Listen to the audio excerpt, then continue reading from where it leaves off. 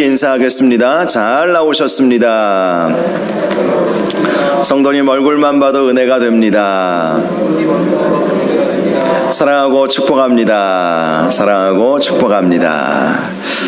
호산나 다윗의 자손이여, 호산나 다윗의 자손이여 라는 제목으로 종료주일 말씀 함께 나누겠습니다. 지금으로부터 약 1000여 년 전에 서기 1016년부터 1035년까지 왕으로 있었던 영국의 킹 카뉴트라고 하는 독특한 왕이 있었습니다. 그는 어렸을 때부터 독실한 신앙인으로 자라왔습니다.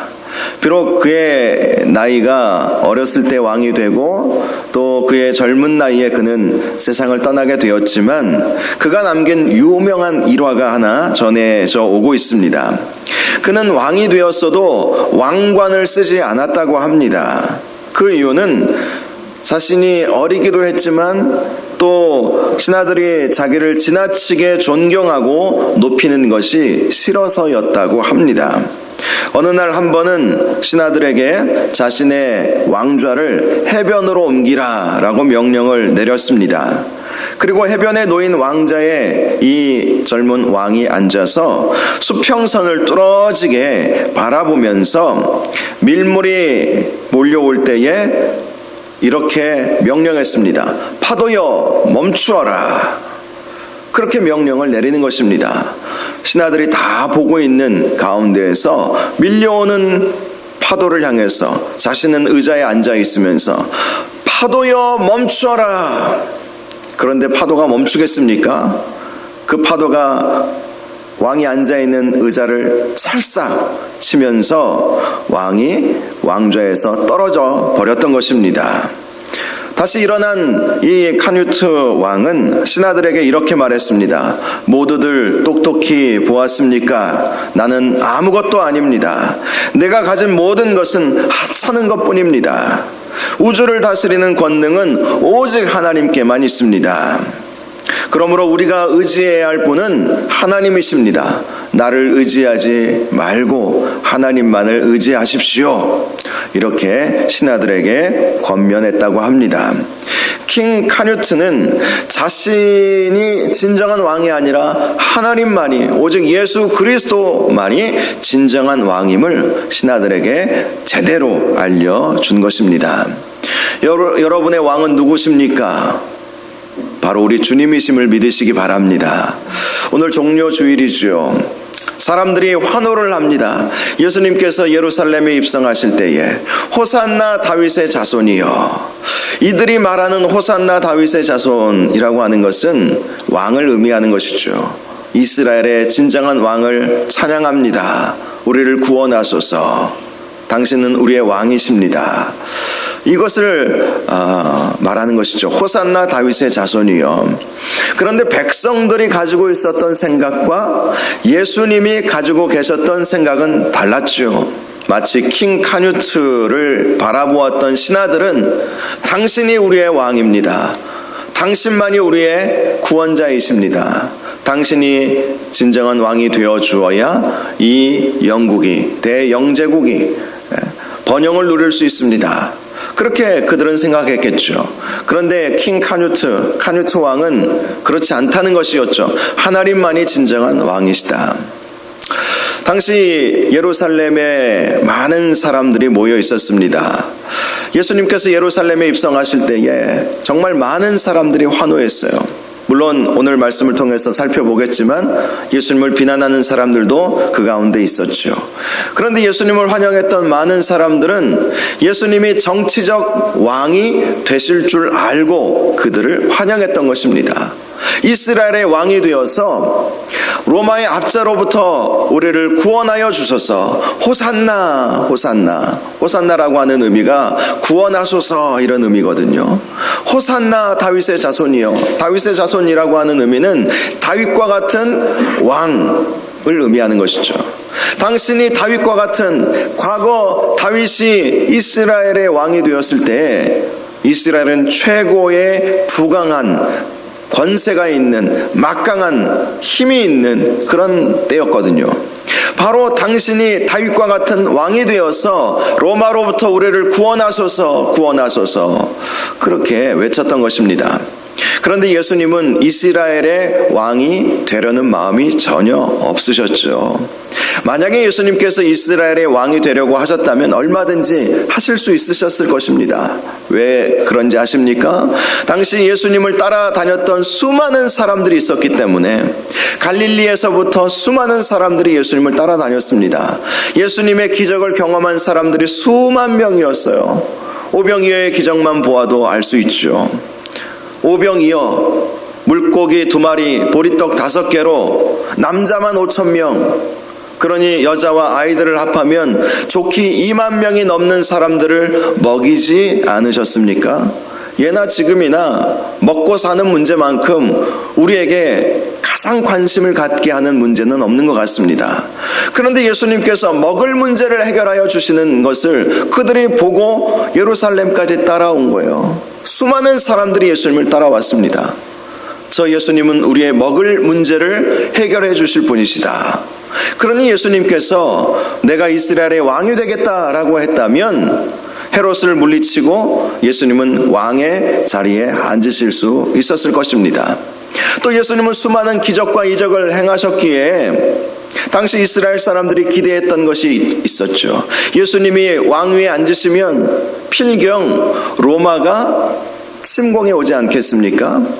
그런 역사는 얼마든지 있었죠. AD 70년에도 있었죠. AD 70년에 유대인들이 로마를 향해서 반란을 일으키지 않았습니까? 그러자 카투스 장군을 이끌고 로마 제국이 예루살렘을 공격함으로 예루살렘이 완전히 돌 하나도 돌 위에 남지 않고 멸망한 일이 있었습니다. 그런데 예수님께서 왕이 되시면 놀라운 기적들을 일으키셔서 로마군이 아무리 쳐들어와도 그들을 얼마든지 무찌를 수도 있다. 이렇게 생각하니까 예수님만큼 우리의 진정한 왕이 되어주실 분이 누가 있겠느냐. 이런 움직임이 있게 되었던 것입니다. 예수님은 그 사실을 너무나도 잘 알고 있었기에 예루살렘에 입성하실 때 당시 수많은 사람들이 기대하고 있던 그러한 모습으로는 입성하지 않으셨습니다. 마치 개선 장군과 같이 입성하시지 아니하시고 오늘 말씀을 보십시오. 초라한 나귀 새끼를 타고 예루살렘에 입성하신 것이었습니다. 오늘 본문 1절을 보니까 그들이 예루살렘에 가까이 가서 감람산 벳바게에 이르렀을 때에 예수께서 2 제자를 보내셨다라고 말씀하고 있지요. 지금 이때는 6월절 엿새 전을 의미합니다. 6월절 엿새 전이라고 하면 딱 오늘 종려주일, 오늘을 말하는 것이죠. 예수님이 6월절 전날 십자가에 달려 돌아가셨기 때문에 딱 오늘을 말하는 것입니다. 오늘 주일, 우리는 주일로 지키지만 이 종려 주일이죠. 바로 그때에 예수님께서 이제 예루살렘 가까이 가게 되었습니다. 감람산 벳바게라고 하는 곳에 이르게 되었는데요. 이 감람산 벳바게는 예루살렘보다 더 높은 지형에 있었다고 합니다. 동쪽으로는 요단 계곡과 사해의 웅장한 모습을 볼 수 있고 남쪽으로는 넓은 유대 광야를 볼 수 있고 또 서쪽으로는 예루살렘의 아름다움을 내려다 볼 수 있는 곳, 이곳이 바로 감람산 벳바게였던 것입니다. 보통 순례자들은 항상 이곳을 지나서 예루살렘으로 가게 되었다고 합니다. 이곳에서 예루살렘까지의 거리는 약 3km 남짓했습니다. 그런데 2절을 보니까 이르시되 너희는 맞은편 마을로 가라. 그리하면 곧 메인 나귀와 나귀 새끼가 함께 있는 것을 보리니 풀어 내게로 끌고 오라 라고 말씀하십니다. 3km 정도 되었다면 얼마든지 걸어서 가실 수도 있었을 것입니다. 그런데 의도적으로 나귀를 가지고 오라는 것이죠. 데리고 오라는 것입니다. 건너편 마을에 메인 나귀와 나귀 새끼가 함께 있는 것을 볼 것인데 그것을 풀어서 가지고 오라. 자, 예수님은 나귀 새끼를 타고 입성을 하시려는 것이었습니다. 그 이유는 오늘 본문 3절과 4절에 잘 나와 있습니다. 4절과 5절까지 말씀을 보면 스가랴서 9장 9절의 말씀을 이루기 위함이었다라는 것을 알 수 있죠. 스가랴서 9장 9절을 보면 이렇게 말씀합니다. 시온에 따라 크게 기뻐할지어다. 예루살렘에 따라 즐거이 부를지어다. 보라, 내 왕이 내게 임하시나니 그는 공의로우시며 구원을 베푸시며 겸손하여서 나귀를 타시나니 나귀의 작은 것 곧 나귀 새끼니라. 스가랴 선지자가 메시아가 예루살렘에 입성하실 때, 구원을 베풀기 위해 메시아가 예루살렘에 입성하실 때에 나귀의 작은 것 곧 나귀 새끼를 타실 것이다, 이런 예언의 말씀을 해 주었습니다. 예수님은 그 예언의 말씀을 이루신 것이지요. 문제는 그 나귀 새끼가 주인이 있을 텐데 예수님은 그것을 그냥 데리고 오라는 것이었어요. 3절을 보면 예수님이 이렇게 말씀합니다. 만일 누가 무슨 말을 하거든 주가 쓰시겠다 하라. 그리하면 즉시 보내리라. 누가복음의 기록을 보니까 이 나귀의 주인들이 제자들에게 어찌하여 나귀 새끼를 푸느냐라고 물어보았습니다. 그때 제자들은 예수님께서 말씀하여 주신 대로 주께서 쓰시겠다 이렇게 말하자 그들은 나귀를 순순히 내어 주었습니다. 예수님이 누구신지 알았던 것이고 아마도 예수님께서 미리 준비해 놓으셨는지도 모르겠습니다. 자, 이렇게 해서 예수님은 나귀 새끼를 구해서 그 나귀 새끼를 타고 예루살렘으로 가시려고 하신 것입니다. 6절 이하의 말씀을 보니까 제자들이 가서 예수께서 명하신 대로 하여 나귀와 나귀 새끼를 끌고 왔다라고 말씀합니다. 다른 복음서에는 나귀 새끼만 언급하고 있는데 마태복음은 나귀를 함께 언급하고 있죠. 그것은 아마도 이 나귀 새끼가 한 번도 사람을 태워보지 않은, 또 짐을 실어보지 않은 나귀의 새끼였기 때문에 어미를 함께 데리고 와서 나귀 새끼가 어미를 따라서 예수님께로 올 수 있도록 한 조치였다, 이렇게 이해할 수 있을 것입니다. 자, 그러자 8절을 보면 무리의 대다수는 그들의 겉옷을 길에 펴고 다른 이들은 나뭇가지를 베어 길에 폈다, 이렇게 말씀합니다. 지금 예수님을 따라왔던 사람들이 있었습니다. 요한복음 12장 말씀을 보면 이 무리는 갈릴리에서부터 온 사람들이 있었고요, 또 예루살렘에서부터 예수님이 오신다는 소식을 듣고 마중나오러 나온 그런 무리들이 있었다는 것입니다. 그들이 자신의 겉옷을 길에 편 것입니다. 물론 제자들도 자신의 겉옷을 이 나귀 위에 얹고 예수님이 그 위에 타셨죠. 그런데 수많은 무리들이 자신의 겉옷을 길에 쫙 깐 거예요, 벗어서. 여러분, 당시 유대인들에게 있어서 또 고대 근동 사회에 있어서 겉옷은 재산 목록 1호였습니다. 가장 중요한 것을 주님께 내어드리는 것이죠.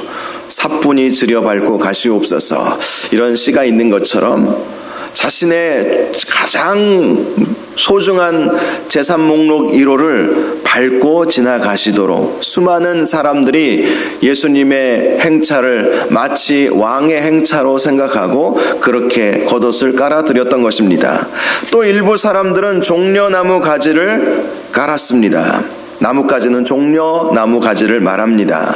종려나무는요, 승리를 상징하는 것이었습니다. 즉 당시 무리들은 예수님의 예루살렘 입성을 승리의 입성으로, 앞으로 우리를 승리케 하여 주실 우리의 왕으로 생각하고 나뭇가지를 깔게 되었던 것입니다.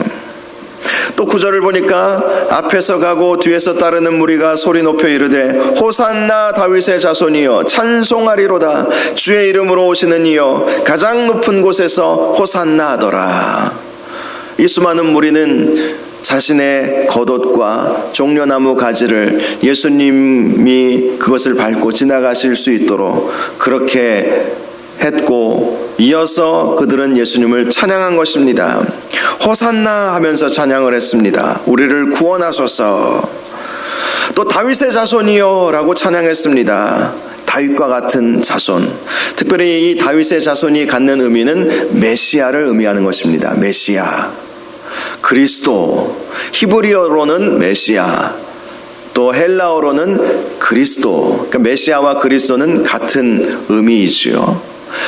다윗의 자손이다. 그것은 구약 성경에 예언되어 있었던 그 메시아, 우리를 억압으로부터 벗어나게 해주실 그 메시아. 당시 유대인들은요, 사실 유대인들의 역사를 생각해 보면 바벨론 포로기 이후에 유대인들은 그렇다 할 나라를 이루지 못했습니다. 바벨론 포로 이전까지는 이스라엘은 이전에 북이스라엘에 멸망당하기 전까지, 북이스라엘이 아수르에 멸망당하기 전까지는 북이스라엘 남유다가 있었죠. 그리고 아수르에 의해서 북이스라엘이 멸망당하고 남유다 왕국은 계속 400~500년 존속을 했습니다. 그런데 그 남유다 왕국이 바벨론에 의해서 멸망당하고 수많은 유다 백성들이 바벨론으로 끌려가지 않았습니까?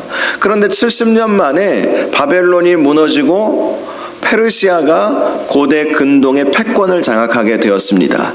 페르시아는 각 소수 민족들에게, 특별히 바벨론에 의해서 사로잡혀온 소수 민족들에게 너희들 땅으로 가라, 그렇게 해주었습니다. 그래서 수많은 사람들이 예루살렘으로 돌아오게 되었습니다. 그러나 여전히 페르시아의 속국이었죠. 페르시아가 멸망한 이후에 세워진 나라는 헬라 제국이었습니다. 헬라 제국의 속국으로 여전히 이스라엘은 남아 있었던 것입니다. 나라라고 말하기도 어렵죠. 고향 땅에 살고는 있지만 통치는 여전히 이방인들에게 받아야 하는 상황이었죠. 그리고 헬라 제국이 무너지고 난 다음에는 로마 제국이 일어나게 되었습니다. 물론 그 중간에 하스몬 왕조라고 하는 이스라엘이 독립한 왕조를 한번 세우기는 했었어요. 하지만 70년밖에 가지 못했습니다. 그 하스몬 왕조에 대한 이야기는 성경에는 없습니다. 신구약 중간에 나와 있는 그 이야기예요. 자, 70년 만에 이 하스몬 왕조도 무너져 버리고 말았어요. 그러니 이스라엘 역사는 과거 바벨론 제국의 남유다 왕국이 무너진 이후부터 그렇다 할 나라를 만들지 못했던 것입니다. 그리고 잠시 하스몬 왕조가 세워지기는 했지만 그 역시 로마에 의해서 처참하게 무너지고 말았던 것이죠. 그래서 당시 이스라엘 백성들의 소원은 독립된 나라를 세우고자 하는 것이었습니다. 만약에 그렇지 않아서 다행이지요. 일제강점기가 그대로 지속이 되고 있다고 한번 생각해 보십시오. 그러면 우리 민족이 어떻게 하고 싶어 하겠습니까? 독립된 나라, 일제로부터 벗어나서 독립된 나라를 만들고 싶어 하지 않습니까? 지금도 동유럽이나 러시아나 이런 나라들을 보면 여전히 민족은 존재하는데 땅이 없고 독립된 나라를 이루지 못하는 민족들이 있죠. 대표적인 민족이 티베트 민족 아닙니까?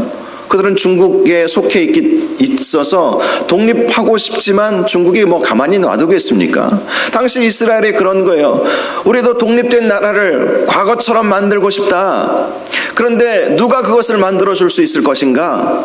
메시아, 그리스도, 그분이 오시면, 능력의 왕으로 오시면 그분을 통해서 우리 이 이스라엘 민족은 독립된 나라를 이룰 수 있을 것이다. 로마로부터 당당하게 독립해서 하나의 나라로 인정받을 수 있을 것이다. 그들은 그렇게 기대한 것입니다. 그래서 다윗의 자손이여 라고 하는 말은 예수님을 통해서 우리가 로마로부터 벗어나서 독립된 이스라엘이라고 하는 나라를 세울 수 있을 것이라는 기대감을 가지고 있었던 것입니다. 또 그들은 주의 이름으로 오시는 이여라고 찬양했습니다. 주의 이름으로라는 말은 주 여호와의 이름을 위하여, 또 주 여호와의 이름 때문에 오시는 분이시다, 이렇게 찬양한 것이죠. 또 가장 높은 곳에서 호산나, 가장 높은 곳에서, 그들이 생각하는 가장 높은 곳은 하나님이 계시는 보좌 우편을 말하는 것이겠죠. 바로 예수님께서, 하나님께서 보내신 메시아로서 가장 높은 곳에서 호산나, 우리를 구원하여 주실 분이시다, 그렇게 예수님의 예루살렘 입성을 보면서 찬양을 했던 것입니다. 10절을 보니까 예수님께서 수많은 사람들의 환호와 찬양으로 예루살렘에 입성하시자 온 성이 소동하여 이르되 이는 누구냐? 라고 했다고 말씀하고 있습니다. 당시에는요, 6월절 명절을 지키기 위해서 원근 각처에서 수많은 사람들이 몰려왔었습니다. 예루살렘으로. 여러분, 예루살렘의 인구가요, 학자에 따라서 3만 명에서 6만 명 정도 되었을 것이다, 이렇게 보고 있습니다. 그런데 6월절에는요, 예루살렘에 얼마나 모여들었는지 아십니까? 최소 200만 명이 모여들었다고 합니다. 3만에서 6만 명 사이의 인구인, 어찌 보면 당시 시대에서는 작은 도시는 아니었겠죠. 그러나 오늘날로 생각해 보면 큰 도시도 아니죠. 그런데 그 3만에서 6만 명 인구를 가지고 있는 예루살렘에 200만 명이 몰려들었던 거예요. 6월절을 지키기 위해서 원근 각처에서, 또 전 세계에 흩어져 있는 디아스포라 유대인들, 그들이 6월절 명절, 그 최대의 명절을 지키기 위해서 예루살렘에 모여들었던 것입니다.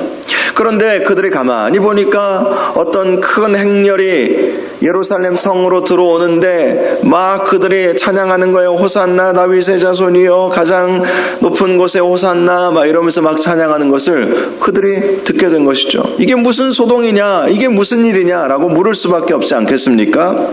그런데 11절을 보면 이렇게 말합니다. 무리가 이르되 갈릴리 나사렛에서 나온 선지자 예수라 하니라. 여기서 등장하는 이 무리는 이제 이 6월절을 맞이하여서 예루살렘에 모여든 그 무리를 말하는 것이죠. 예수님을 따라왔던 그 무리를 말하는 것이 아니라 예루살렘에서 6월절을 지키기 위해서 지금 저 큰 무리를 지금 바라보고 있는 그 무리를 말하는 것인데요. 그 무리 중에 어떤 사람이 그 현장을 보면서 갈릴리 나사렛에서 나온 선지자 예수다, 그렇게 이야기해 주었다는 것입니다. 이것은요, 조롱의 이야기입니다. 갈릴리 나사렛. 갈릴리라고 하는 곳은요, 유대인들은 이방의 갈릴리라고 불렀습니다. 실제로 갈릴리의 위치는 이스라엘 지형을 보면 북쪽에 있어요. 북쪽. 이 북쪽은 항상 이민족의 침략을 받았던 곳이었습니다. 그래서 이방 사람들이 많이 섞여서 살고 있는 곳이었기에 당시 이스라엘 사람들은 갈릴리 지역을 무시했습니다. 이방인들과 섞여 사는 사람들, 이방의 갈릴리, 이렇게 무시했어요. 또 나사렛이라고 하는 곳은 시골이었습니다. 잘 알려져 있지 않은, 사람도 많이 살고 있지 않은 한적한 시골이었죠. 아주 유명한 일화가 있죠. 예수님의 제자가 된 빌립이 자신의 친구인 나다나엘에게 예수님을 소개하지 않았습니까? 그가 이렇게 말했어요. 나다나엘에게 모세가 율법에 기록하였고 여러 선지자가 기록한 그 일을 우리가 만났으니 요셉의 아들 나사렛 예수니라. 그때 나다나엘이 뭐라고 말합니까? 나사렛에서 무슨 선한 것이 날 수 있겠느냐.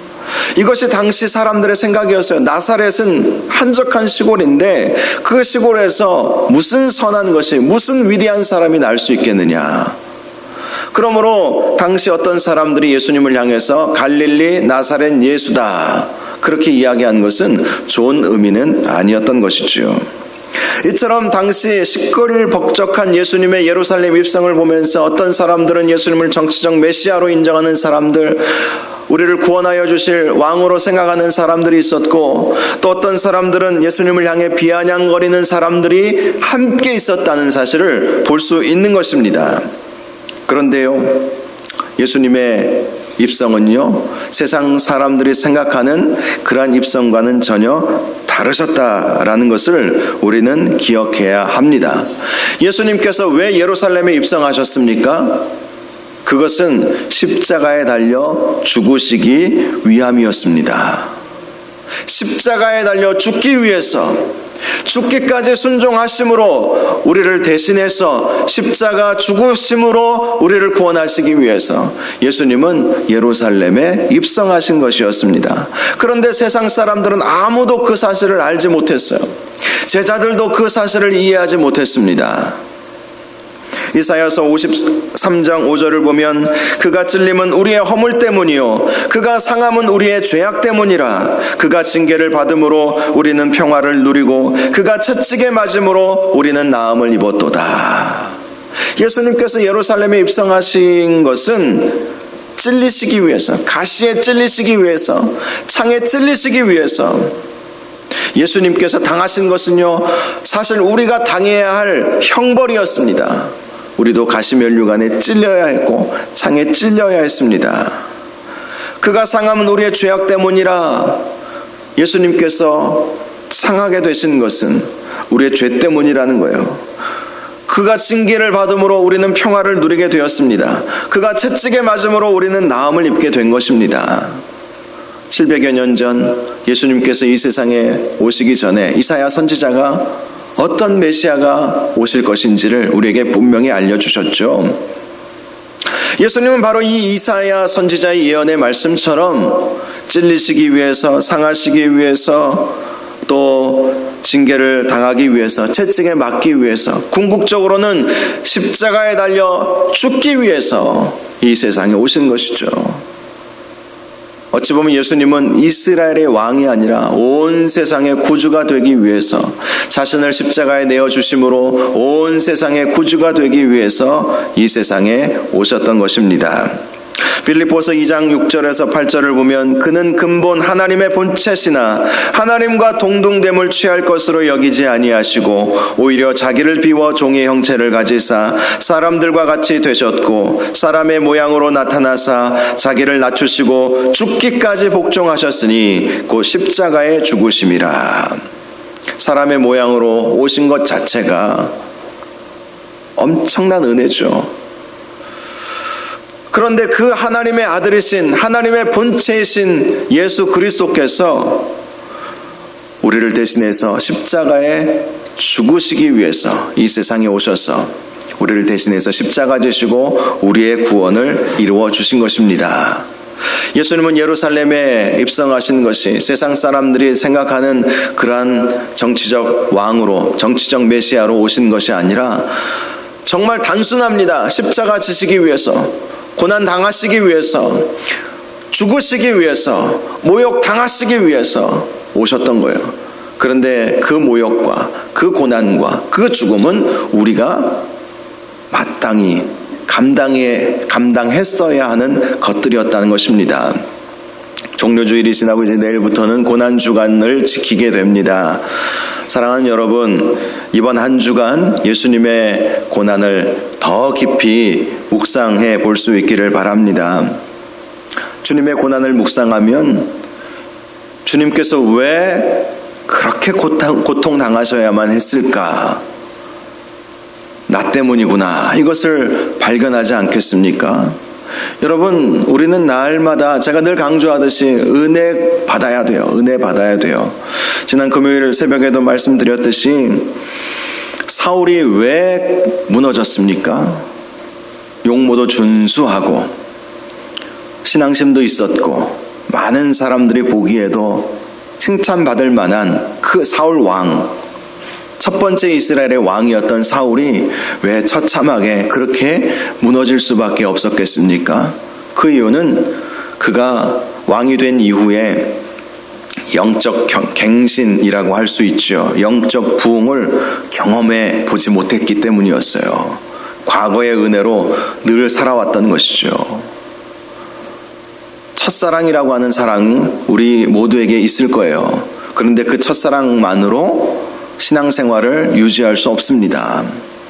사울은 과거의 첫사랑으로만 살았던 것 같아요. 그런데 그 첫사랑마저도 다 잃어버리니 악령이 그를 지배해버린 것 아니겠습니까? 클린턴 박사님이 말씀하신 것처럼 유종의 미를 거두는 사람들의 특징은 주기적으로 영적 갱신, 영적 각성, 영적 부흥의 시간이 있었다. 그렇게 수천 명의 지도자들을 조사하고 연구해 본 결과를 알려주었습니다. 주기적으로.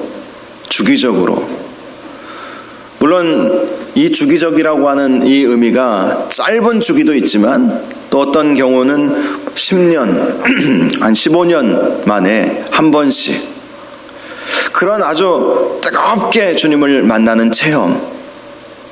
여러분 인생 가운데 얼마나 그것이 있었는지 모르겠어요. 클린턴 박사님이 조사해 보니까 평균 3번 정도 있었다고 하더라고요. 정말 유종의 미를 거둔 지도자들을 연구해 보니까 평균 3번을 이야기하시더라고요. 30대, 40대, 50대 이럴 때 한 번씩 인생의 어떤 큰 기로에 서 있었을 때 주님을 만나는 체험, 다시 한번 영적으로 깨어나는 체험, 마치 과거에 회심했던 경험처럼 그렇게 정말 뜨겁게 주님을 만나는 그 체험 얼마나 있었습니까? 저도 말씀을 준비하면서 저에게는 한 2번 정도 있었던 것 같아요. 앞으로 한 번 더 있을 것 같아요. 그래야 잘 목회도 마무리하지 않겠어요? 물론 앞으로 제가 한 20년은 더 목회를 해야 은퇴하겠지만 그 중간에 한번 제가 꼬꾸라지고 자복하고 눈물 콧물 다 쏟고 하는 시간이 아마 한 번은 더 있어야, 만약에 없으면 저는 유종의 미를 거두지 못하고 은퇴할지도 모르겠어요. 그래서 그러한 표본 조사들이 얼마나 도움이 되는지 모르겠습니다. 여러분, 그래요. 주기적으로 이렇게 깨어나는 시간이 있어야 되는데 저는 고난주간이야말로 가장 좋은 기회다, 이런 생각을 합니다. 고난주간이야말로 주님의 십자가를 바라보면서 다시 한번 나의 죄악을 생각하고 나의 그 어마어마한 죄 때문에 예수님께서 십자가에 달려 죽으셨구나, 그것을 생각하면 나 자신을 다시 한번 돌아볼 수 있지 않겠습니까? 이 고난주간이 그래서 우리에게 정말 의미가 있는 것 같아요. 1년 365일 주님의 고난을 묵상하며 살아야 되겠지만, 그러나 이 고난주간을 통해서 더 특별히 왜 주님께서 나 때문에 십자가 지셔야 했는지, 왜 주님께서 나 때문에 그러한 고난, 고통을 당하셔야 했는지, 답은 분명하죠. 사랑입니다. 사랑. 예수님의 그 사랑, 나를 사랑하시는 그 사랑, 마치 자녀처럼 사랑. 자녀이니까, 우리를 자녀 삼아 주셨기 때문에 그렇게 하실 수 있는 거예요. 부모님이 되신 분들은 아실 거예요. 자녀를 향한 그 사랑의 마음이 어떠한지. 자녀가 힘들고 어려우면 대신 아파하고 싶은 것이 부모의 마음이고, 자녀를 대신해서 자녀를 살릴 수만 있다면 부모가 대신 죽음까지도 갈 수 있다는 것이 부모의 마음 아니겠습니까? 그렇다면 왜 예수님께서 나를 대신해서 십자가 지시고 죽으셨는가? 나를 자녀로 삼아주셨고 정말 우리를 사랑하셨기 때문이다. 그렇다면 우리는 그 주님의 사랑에 어떻게 반응하고 있는가? 그것을 깊이 이번 한 주간 묵상하시기를 바랍니다. 그래서 주님의 그 사랑을, 그 진한 그 사랑을 느끼시고 감사하시고 하나님께 찬양하고 다시 한번 헌신하고 결단하는 이번 한 주간 될 수 있기를 주님의 이름으로 축원합니다. 이제 찬양 같이 하고 기도한 후에 우리 성찬 예식도 함께 거행하도록 하겠습니다. 이 세상을 살아가는 동안에 나의 힘을 의지할 수 없으니 기도하고 낙심하지 말 것은 주께서 참 소망이 되심이라. 우리 함께 찬양하겠습니다.